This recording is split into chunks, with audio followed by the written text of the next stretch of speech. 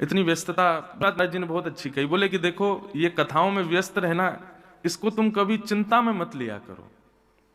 क्यों? बोले व्यक्ति को नित्य भगवान का स्मरण करना चाहिए, ऐसी शास्त्र आज्ञा करते हैं। एक दिन भी ठाकुर जी के स्मरण के बगैर निकलना नहीं चाहिए। इसलिए कई लोग घरों में रोज हनुमान चालीसा का सवेरे पाठ करेंगे, विष्णु सहस्त्रनाम करेंगे, आदित्य हृदय स्तोत्र करेंगे, अपने गुरु मंत्र का जाप करेंगे। कुछ भी नियम लोग बनाते हैं।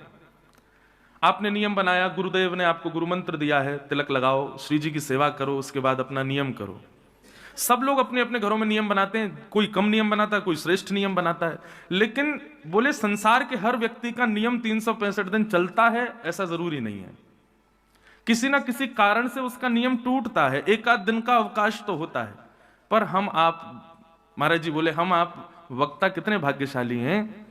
नियम करने वाला व्यक्ति जो केवल माला करता है, हनुमान चालीसा करेगा, श्री जी को याद करेगा, सेवा करेगा, यदि उसको थोड़ा रोग हो जाए, पेट में दर्द हो जाए, सिर में दर्द हो जाए, थोड़ा बीमार हो जाए, तो वो किसी और को, आज मेरी जगह तुम कर दो, आज मेरी तबीयत ठीक नहीं है, या मेरा स्वास्थ्य ठीक नहीं है, मैं अभी कर नहीं पाऊंगा, या व्यस्त हूं, किसी कारण से एक आध दिन छोड़ देगा। लेकिन बोले आप और हम, हमारे पेट में दर्द हो, चाहे सिर में दर्द हो, चाहे पाम पीड़ा दे रहे हो, कथा है तो कान पकड़ के ठाकुर जी बैठाएंगे, करनी तो तुमको ही पड़ेगी बेटा, और कोई नहीं आएगा करने। तो बोले बाकी के लोग तो नियमों का पालन करते हैं, बीच बीच में अवकाश लेते हैं, लेकिन हमारे ऊपर तो ठाकुर जी बैठे हैं, बोले तुमको तो मुझे 4 घंटे रोज याद करना ही पड़ेगा, उसके बिना तुम रह ही नहीं सकते। हमको 4 घंटे तो यहां बोलते हैं, उसके अलावा जो यहां कहते हैं उसका चिंतन अलग, तो कम से कम 10 घंटे रोज ठाकुर जी को याद करना पड़ता है, रोज ठाकुर जी का स्मरण करना पड़ता है। तो ये कितने बड़े सौभाग्य की बात है कि व्यक्ति कहां 1-2 घंटे स्मरण करता है ठाकुर जी का, लेकिन हम वक्ता 10-10 घंटे ठाकुर जी को याद करते हैं, ठाकुर जी का स्मरण करते हैं, और कान पकड़ के ठाकुर जी याद करवाते हैं। तुम तो और कुछ कर ही नहीं सकते, तुम पे एक ही काम है कि मुझको याद करो और मेरी कथाएं सुनाओ। कितने बड़े सौभाग्य की बात है। तो हमारे लिए तो बड़े सौभाग्य की बात है। अब नव वर्ष हो, चाहे जन्मदिन हो, चाहे कोई भी दिन हो, हमारे सब दिन कथा में बीतते हैं, हमारे सारे दिन कथाओं में निकल जाते हैं। कथा मात्रैक जीवनम जीवन हमारा ठाकुर जी से जुड़ जाए। बंधुओं, इस 2024 में एक संकल्प और ले लीजिएगा, ठाकुर जी से संबंधी कोई भी एक वस्तु आप 24 घंटे में जरूर सेवन करो। जैसे श्वास, वायु, जल, ये सब हमारे लिए बहुत आवश्यक हैं, ऐसे ही 24 घंटे के अंदर अंदर कोई भी एक वस्तु ठाकुर जी के चरणों के स्पर्श से आपको प्राप्त हो, ऐसा नियम बना लीजिए। सबसे बढ़िया नियम है कि हम अन्न वही ग्रहण करें जो ठाकुर जी को भोग लगे, उसके अतिरिक्त हम कुछ भी ग्रहण नहीं करेंगे। ये नियम आप बना लीजिए, आप फिर देखिएगा कितना आनंद आएगा। अभी कितने साल आप लोगों ने दुनिया भर के नियम बना लिए, अब की बार एक ये नियम बना के देख लो कि नहीं, अब हम नियम बनाते हैं कि हम चाहे कलकत्ता रहें, बंबई रहें, दिल्ली रहें, वृंदावन रहें, कहीं भी जाएं, जो पाएंगे ठाकुर जी का निवेदित ही पाएंगे, उसके अतिरिक्त कुछ नहीं पाएंगे। आप अपने आप बदलाव देख लीजिएगा अपने जीवन में। जो ग्रहण करें ठाकुर जी को निवेदित, तुम्हें ही निवेदित भोजन करें।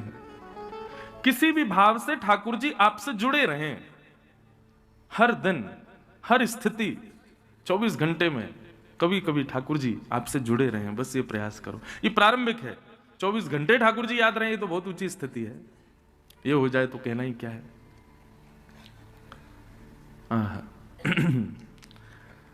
दूसरा नियम बना लो, 24 घंटे में दिन से रात्रि तक आधा घंटा, 40 मिनट यदि हो सके तो कुछ ना कुछ सत्संग जरूर श्रवण करो।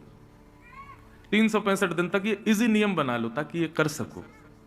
आप 40 मिनट, आधा घंटा रील्स देख सकते हो, इंस्टाग्राम चला सकते हो, फालतू के फोटोज देख सकते हो, वीडियोस देख सकते हो, उससे अच्छा नियम बना लो। हम तो कहते हैं भैया रात में सोने के लिए आपको लोरी, गाने वाने सुनने हो, उससे बढ़िया कथा सुन लो। कोई सुंदर मधुर कथा चला करके फोन को साइड में रख दो और सुनते रहो, सुनते सुनते सुनते सो जाओ। एक नियम बनाओ। सबसे ज्यादा पवित्रता रखनी चाहिए बंधुओं शयन में। रात्रि जब आप सोते हैं, उससे पूर्व आप क्या देखते हैं या क्या करते हैं, वो बहुत महत्वपूर्ण होता है।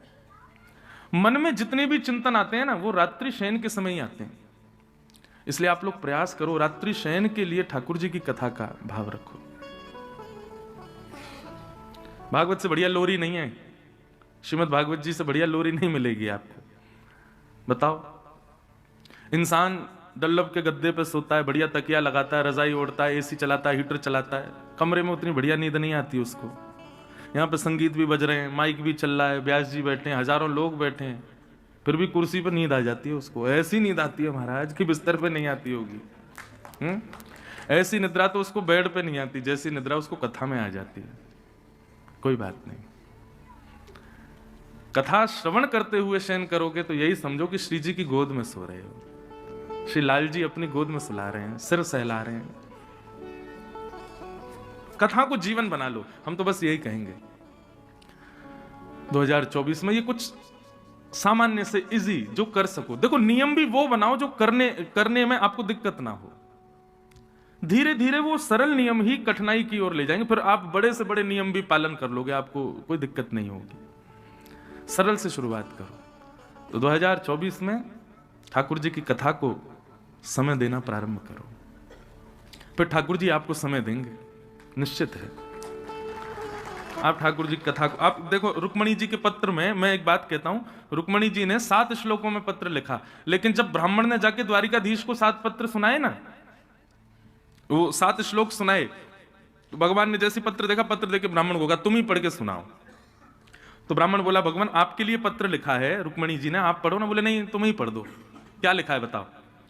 तो ब्राह्मण ने पढ़ा, श्रुत्वा गुणान भुवन सुंदर शृण्वतां ते निर्विश्य कर्ण विवरै हरतोंगतापम। बस प्रथम श्लोक का प्रथम अंग पढ़ा ही था, इतने में ठाकुर जी खड़े हो गए, बोले चलो चलो चलो चलो चलो कौंडन्यपुर चलो, ब्याह करेंगे, इन्हीं से ही करेंगे। ब्राह्मण बोले नेक रुक जाओ, पूरा पत्र तो पढ़ने दो, थोड़ा हमसे पूछ तो लो, देखने में कैसी लगती है, नाक कैसी, आंख कैसे हैं, नेक नेक सबर तो कर लो। ठाकुर जी ब्याह की बात है, अभी इतनी जल्दीबाजी में कैसे आप ब्याह कर रहे हो। ठाकुर जी बोले इन्होंने पत्र में जो पहला शब्द लिखा है ना, हमको उससे ही पता चल गया कि ये सर्वगुण संपन्न है। बोले पहला शब्द क्या है। बोले श्रुत्वा गुणान भुवन सुंदर शृण्वतां ते।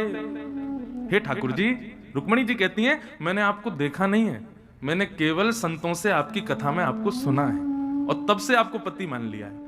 ठाकुर जी बोल रहे हैं, बोले अब इसके अतिरिक्त हमें और कोई गुण नहीं जानना कि रुक्मणी कैसी है, उसका रूप कैसा है, उसके स्वभाव कैसा है, उसका व्यवहार कैसा है। उसको मेरी कथा से रुचि है, इसका मतलब वो सर्वगुण संपन्न है, मुझे वो स्वीकार है। ये बात मैं क्यों कह रहा हूं। आप परिक्रमा रोज लगाते हो, आप संतों को नित्य प्रणाम करते हो, आप नाम जप रोज करते हो, आप तिलक रोज लगाते हो, ठाकुर जी की सेवा रोज करते हो, संतों की सेवा रोज करते हो, इन सब बातों से ठाकुर जी प्रसन्न होते हैं।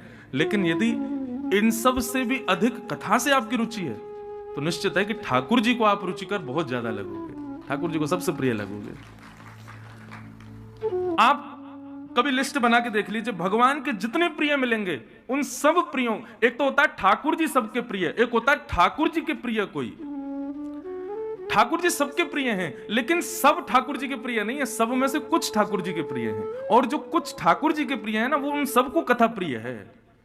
हनुमान जी महाराज कथा के प्रिय, रुक्मणी जी भगवान की प्रथम पत्नी कथा की प्रिय, श्री किशोरी जी हमारी श्री जी लाडली जी को कुछ प्रिय नहीं है, उनको सबसे ज्यादा प्रिय ही कृष्ण नाम है, कृष्ण कथा है। आप जितनी भी प्रियों को निकालोगे, सब ने ठाकुर जी की कथा को प्रधानता दी। इसलिए भैया इस 2024 में कथा को समय दीजिएगा, तो निश्चित है 2025 आते आते ठाकुर जी आपको समय जरूर देंगे। ये मान लीजिए।